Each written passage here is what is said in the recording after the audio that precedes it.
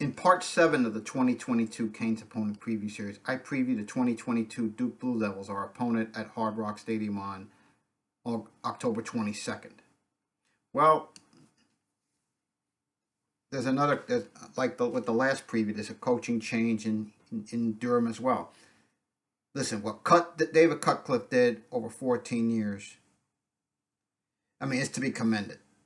But with that being said, not being able to compete in ACC games the last 2 years finally led the school to make a change.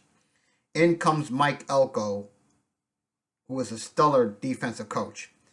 He was at Wake Forest, Notre Dame, and then at Texas A&M. Now he's in charge. Now Elko will run a program that has not played in a bowl game since 2018. And has lost 17 of his last 18 games in the conference. Now let's remember, Mike Elko walked in. Remember those Duke teams he competed against several years ago when he was at Wake? Back then, they were going to bowl games in 6 of 7 years, including winning the Coastal in 2013. He came there in quote, I came here in 2014 when he was at Wake, and played a Duke team that was extremely talented, extremely physical, and beat us all over the field. So my experience of Duke is just that. Now, while that was a long time ago, to be sure, Elko wants to bring those days back to Durham. Now, you figure it's going to be about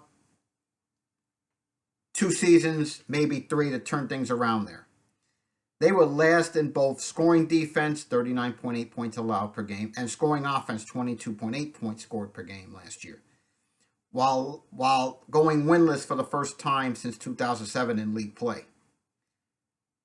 Still, you have to like the confidence of Mike Elko because he wants immediate results. He says, and I quote, "It's never, ever not going to be our goal to win now." He said, this was after the spring game. "That's the only focus we have. We're not coming in here to build something for 4 years from now. We're going to put our foot on the gas and go as hard as we possibly can to win as much as we possibly can, as fast as we can. That's never not going to be the goal here." You like the confidence of Mike Elko, and maybe that can rub off on his players. Now let's look at their offense. Last year, they had the leading rusher, Mateo Durant. Well, he's gone to pro football. And their starting quarterback, Gunnar Holmberg, and receptions leader, Jake Bobo, are what left for the portal. So, Duke offensive coordinator Kevin Johns are rebuilding with a pair of sophomore quarterbacks. They have Riley Leonard and Jordan Moore. They're battling for the starting job. They have redshirt juniors in Jalen Coleman and Jordan Waters, who are the most experienced running backs. But they'll have younger backs like Jaquez Moore and Eric Weatherly push for playing time as well. So you want to watch that. But let's be honest, they're not going to be what Durant was, who had a 1,200-yard season. Now, they do have a senior receiver in Jalen Calhoun returning for his 4th year as a starter, but he only caught 5 TD passes over the last 2 years. They need the big play threat that's been missing the last 3 years to step up. It has to be done there. But you see, the good thing about that is they have an offensive line that's returning experience after blocking well for Durant to set that single season record last year. They have starting tackles in Graham Barton and John Gillette anchoring that line. And they added in the portal Andre Harris from Arkansas State and Chance Lytle from Colorado. So that could be a boost for them right away. When you look at defense, this is Elko's calling card as defense. They've had some experienced players on that front 7, but they're going to have some very tough times ahead thanks to a secondary that is very, very young. Now, up front, they have Dwayne Carter at defensive tackle and linebacker Shaka Hayward back after a couple of seasons that struggled immensely.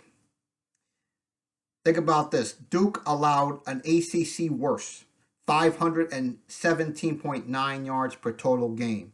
Per total yards per game, I'm sorry. And you know how that happened? Mental mistakes in coverages and tackling that was just abysmal. Okay. Now, usually when you have youngsters in the secondary without experience, not too well, especially in a level like this. And Duke's secondary is going to be a work in progress. And there's going to be some growing pains back there. The main experienced back topping that depth chart exiting the spring with juniors Tony Davis at corner and Jalen Simpson at safety. But they're going to have to ask true freshman Chandler Rivers and sophomore Cameron Bergeron to step up. Let's look at their special teams game. Now, this is their strength. Charlie Ham, the kicker's back. He didn't miss an extra point last year. He does have room for improvement on field goals. He was just 14 for 20 after going 13 for 15 in 2020. He was 14 for 20 last year. Punter Porter Wilson was third in the conference in net punting average at 44.8. And they added a graduate transfer from UMass at long snapper and Evan Deckers. He took part in the spring to get comfortable with his new team, and that's a key issue there. Now, when you look at the schedule, folks, let's be honest. That schedule is absolutely brutal, okay? When you look at the schedule, they open at home against Temple on a Thursday night. Then they go to Northwestern and then have North Carolina A&T before going to Kansas. So there's some winnable games potentially in that first month. But when you go into conference play, ouch, babe.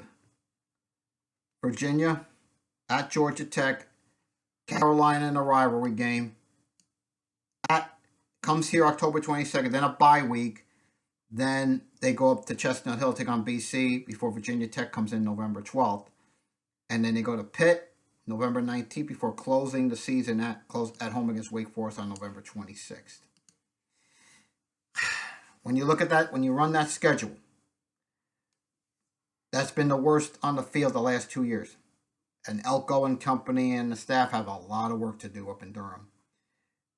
They're going to be very young at quarterback and at running back.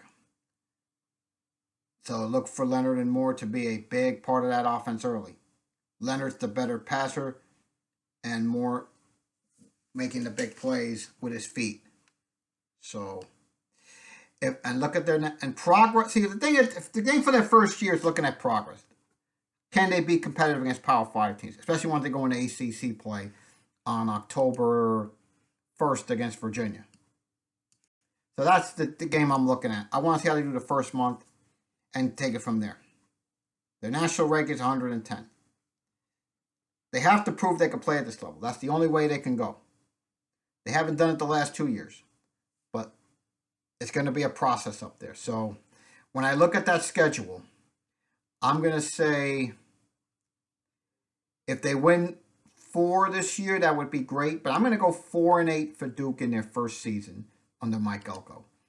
In part 8 of the 2022 Canes opponent preview series, I will preview the Virginia Cavaliers.